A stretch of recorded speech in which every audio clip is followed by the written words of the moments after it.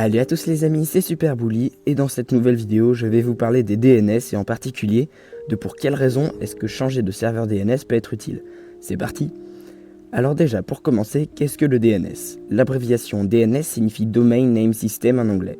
Pour expliquer simplement son utilité, chaque site a une adresse IP qui lui est propre. Sans DNS, vous seriez obligé de taper l'adresse IP de chaque site pour y accéder.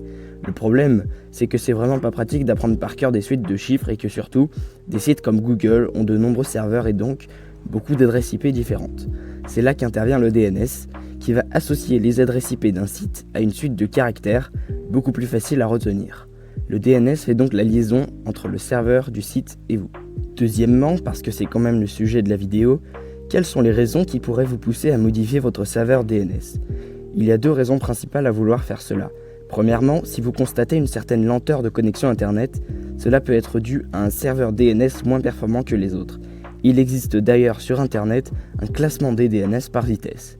La deuxième raison serait tout simplement pour des raisons de vie privée, car comme votre DNS fait la liaison entre vous et les sites que vous visitez, ce dernier pourrait aussi enregistrer tous les sites que vous visitez à des fins de publicité ciblée par exemple. Et ça, c'est pas réglo. Bon voilà, c'était une petite vidéo sur les serveurs DNS.